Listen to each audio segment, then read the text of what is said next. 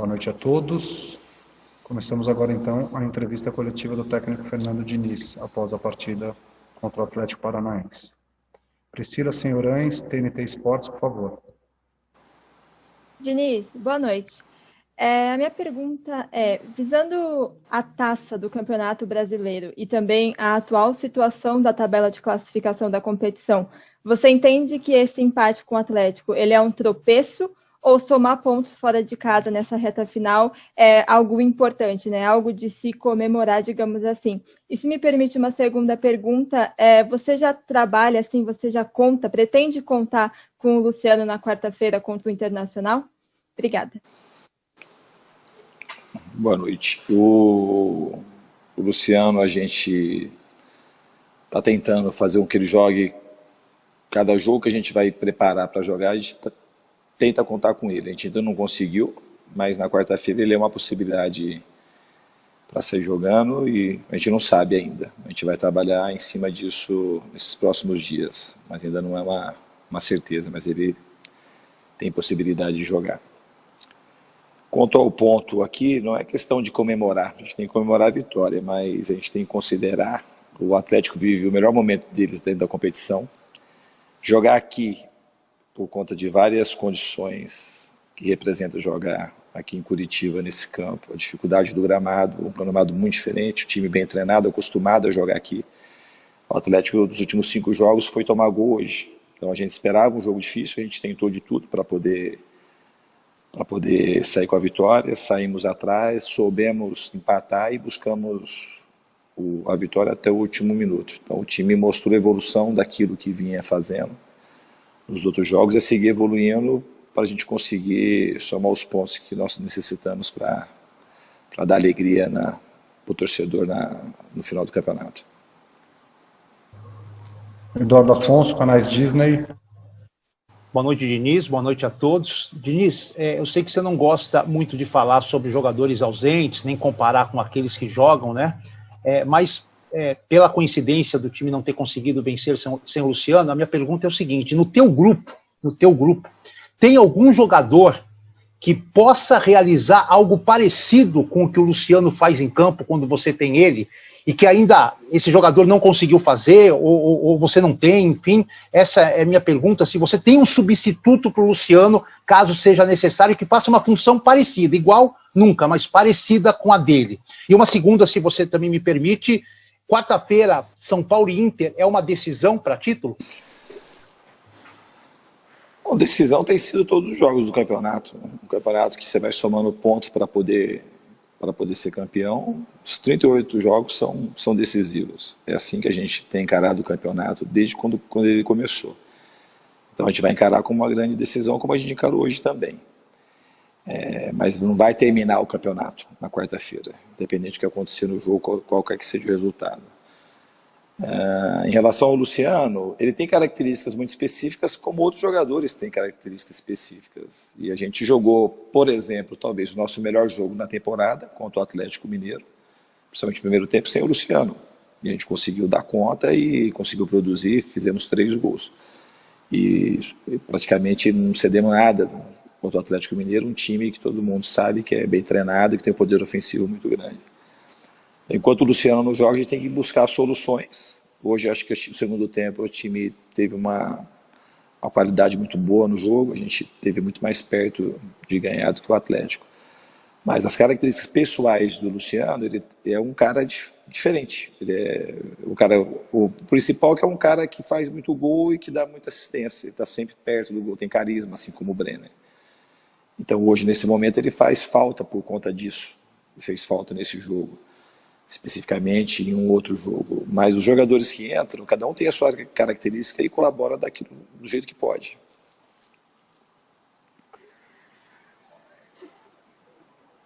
Paulo do Vale, Rádio Bandeirantes. Eu peço antes que todos façam uma pergunta só, porque a gente depende do ônibus também, por favor. Boa noite, Diniz. Eu queria que você falasse a respeito do posicionamento hoje do Gabriel Sara. Pareceu um pouco diferente em alguns momentos da partida, bastante aberto e às vezes até um pouco recuado ali, parecendo mais um lateral. Foi uma orientação especial para hoje? Algo pensando no adversário do Atlético Paranaense ou não? Ele começou o jogo jogando de maneira habitual, depois ele não ficou de lateral, ele ficou mais próximo ali da construção. A gente tinha que achar, ter um pouco mais de qualidade de passe, que as bolas estavam sobrando muito para os nossos zagueiros construírem. E ele, primeiro tempo, achou alguns passes, segundo tempo também, mas ele não jogou de lateral absolutamente. Em algum momento ou outro ele abriu por conta da percepção que ele teve do espaço. Giovanni Chacon, Rádio Jovem Pan.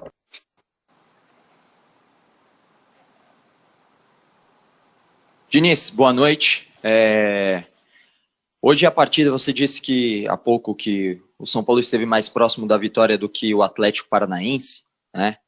Mas o rendimento do São Paulo dentro de campo, pelo menos na primeira etapa, incomodou bastante, principalmente os torcedores. Nas redes sociais a gente monitora. Eu sei que você também não gosta muito das redes sociais, fala que não tem que observar muito, já disse isso para jogadores, incluindo o Gabriel Sara, que você acabou de falar sobre, mas eles muito incomodados do primeiro tempo. Segundo, o São Paulo nitidamente melhorou, pelo menos essa é a minha avaliação. Queria saber a sua sobre o jogo e se o São Paulo em 2021, por quê? Né? Claro que é difícil você analisar os porquês das coisas, mas por que o São Paulo em 2021 não tem o rendimento até agora, pelo menos, do São Paulo de 2020, que chegou um bom tempo a ficar invicto no Campeonato Brasileiro. Obrigado, Diniz. O rendimento do time no segundo tempo melhorou. Eu concordo com a avaliação de que no primeiro tempo a gente jogou abaixo, mas o jogo estava muito travado, tanto para nós como para o Atlético. É um time difícil de se jogar aqui. A gente teve mais a bola, eles colocaram duas linhas de quatro muito próximas uma da outra, evitando um pouco o nosso jogo entre as linhas, e o jogo estava travado. Segundo tempo, com as mudanças, um pouco também da mudança tática e da mudança de peça, a gente teve um pouco mais de mobilidade e a gente conseguiu jogar um pouco mais no meio das linhas, jogar um pouco mais com bola longa e com inversão de jogo também. E aí isso facilitou e o time acabou produzindo mais do que o Atlético. No segundo tempo, a gente teve assim, muito mais perto de ganhar, foi isso que eu disse. No segundo tempo, a gente teve mais perto de ganhar do que o Atlético. Guilherme Pradella, CBN.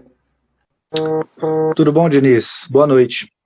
O São Paulo vem de 4 jogos sem vencer, mas cada jogo teve uma história bem diferente da outra, né? Se você pegar o jogo contra o Grêmio, um time que só se defendeu, contra o Bragantino foi um time que segurou, soube anular a saída de bola do São Paulo, e nos 2 últimos jogos foi um time que não conseguiu ser tão efetivo, porque chegou a criar chances.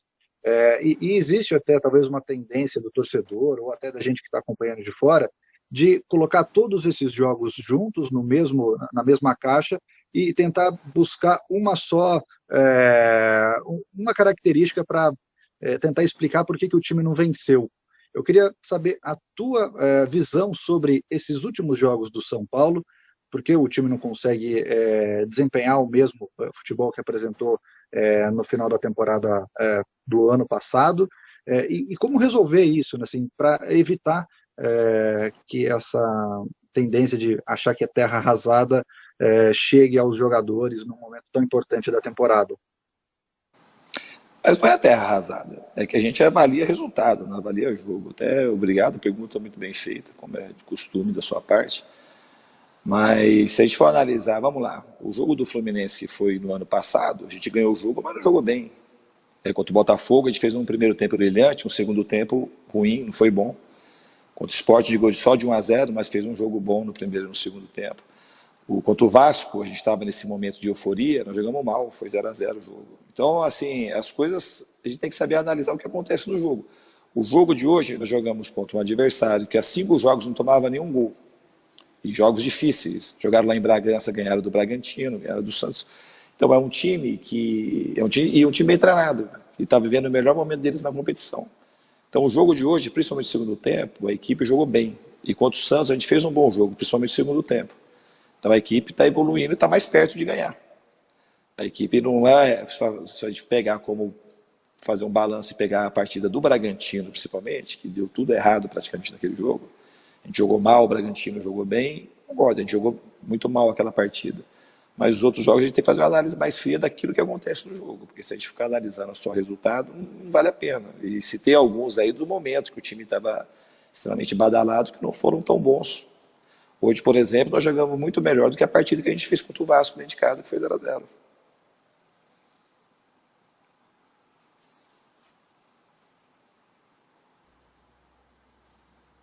Thiago Fernandes, UOL. Boa noite, Diniz. A minha pergunta é sobre o Daniel Alves. O Daniel Alves, em alguns momentos nos últimos jogos, não rendeu tanto quanto se espera dele. Eu sei que é um jogador que te agrada muito, principalmente pela possibilidade de saída de bola, pela liderança que ele tem no elenco, mas por que em alguns momentos, mesmo quando o Daniel Alves não rende como esperado, ele acaba permanecendo em campo, não é substituído, enfim. Queria saber sobre esse jogador. Se eu fosse responder muito rapidamente, porque o torcedor, o treinador que está aqui, ele não migra conforme a opinião dos resultados. Ao contrário, enxerga coisas muito positivas no Daniel, como eu enxergo no Sara. O Daniel, ele contribui por vários aspectos. E eu achei que ele merecia ficar no campo, em todos os jogos. E ele tem um peso muito grande dentro do campo. Ele preocupa o adversário, é um jogador que pode se jogar a qualquer momento, é um jogador extremamente criativo, um jogador que tem peso. E eu não achei que ele estava jogando mal, talvez como você achou. Eu achei que ele estava jogando, e já falei mais de uma vez, o Daniel é um jogador coletivo, que depende da coletividade. Achei que no segundo tempo ele participou bem do jogo, e acho que ele é um cara que pode decidir jogo a qualquer momento. E dá muito peso para o time, enquanto ele está no campo. Isso não quer dizer que ele nunca vai sair, mas assim, ele é um cara que tem todas as características. Assim. Então não é por uma opinião de fora, porque a opinião de vocês oscila muito. Há um tempo atrás, quando o Daniel jogou 4, 5 partidas que vocês consideraram abaixo, aí era o mesmo assunto. E toda a coletiva é o mesmo assunto do Daniel Alves. Espera a gente perder ou empatar para criar esse tipo de questionamento. Aí quando ele vem e joga muito, que se fosse observar aquilo que todo mundo fala, ele já tinha saído do time várias vezes. Né? Mas não é assim que eu avalio. É um jogador de extrema importância, de extrema capacidade, que ajuda o time em várias questões, por isso que ele permanece. Ivan Drago, Rádio Transamérica. Tudo bem, Diniz? Você concorda que alguns jogadores individualmente caíram de produção? E evidentemente que nesse momento em que o São Paulo conquistou apenas 1 ponto em 9 disputados, o torcedor espera que você tire um coelho da cartola para que o São Paulo não perca o título da competição. Restando 8 jogos para o término da temporada, você que está todos os dias com os atletas, o que é possível fazer ou o que, na sua opinião, você não pode fazer nesse momento para que o São Paulo não decline de vez na competição e perca o título? Acreditar que tem mágica, como tirar um coelho da cartola. A gente tem que trabalhar e melhorar o time, como a gente está fazendo. O time hoje, repito, o segundo tempo, fez um segundo tempo digno de quem está na liderança, jogando contra uma equipe que é difícil ser batida aqui. A gente não pode, aí se faz um gol no final do jogo, aí vira tudo uma euforia. Não dá para a gente analisar o jogo de futebol assim, senão a gente se perde muito. Então a primeira coisa é não achar que tem mágica, a segunda é não achar que as coisas vão acontecer de uma maneira diferente do que aquilo que a gente está jogando no sentido de melhorar o que a gente está fazendo, de trabalhar. Então, a gente procurou melhorar do que foi do Santos para hoje, eu acho que a gente melhorou, principalmente no segundo tempo, e procurar melhorar para quarta-feira. É trabalhar muito, não tem muito o que fazer, Ivan. A gente, tem coisas para fazer, mas assim, é trabalhar, não tem mágica para fazer, nenhuma mágica. É ajustar, vários detalhes a gente pode ajustar, a gente tenta ajustar. A gente treina, assiste vídeo, vai corrigindo e a equipe vai evoluindo. Então a gente espera a evolução, a equipe está amadurecendo cada vez mais. Desde que eu estou aqui, a equipe só amadurece nesses momentos de baixa pontuação, de maior cobrança também. É um período que a gente tem a possibilidade de amadurecer e de crescer, e é isso que a gente tem que fazer. Fábio Lázaro, Diário Lance.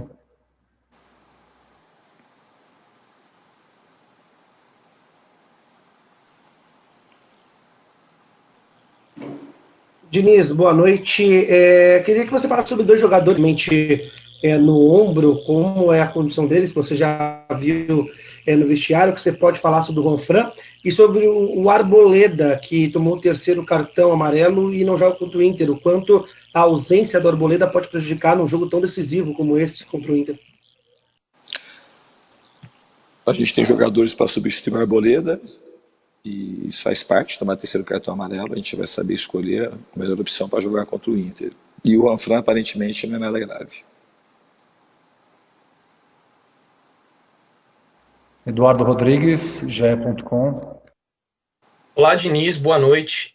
Diniz, eu gostaria de saber sobre o Galeano, que é um garoto das categorias de base do São Paulo. Ele está se firmando cada vez mais com você, pelo menos está sendo mais relacionado. A gente percebeu hoje que o Trellis e o Rojas ficaram em São Paulo e o Galeano foi. Eu queria saber quais são seus planos para ele. A gente sabe que ele tem contrato com o São Paulo até o fim de janeiro agora. Se você já conversou por uma possível renovação e o que você espera desse jogador. Obrigado. É um jogador que tem um histórico muito bom na base. Ele já esteve aqui comigo um pouco antes. A gente deixou ele jogar lá no Sub-20, estava no momento decisivo das competições. Agora ele retornou e está se adaptando ao jeito de jogar, os jogadores. E Sub-20 e profissional tem uma distância gigantesca que a gente tem que saber mensurar e saber colocar na hora que a gente perceber que o jogador pode produzir. E ele está nos treinamentos se dedicando e melhorando cada vez mais. Marcelo Lima, último a fazer a pergunta, Rádio Energia 97. Boa noite, Diniz.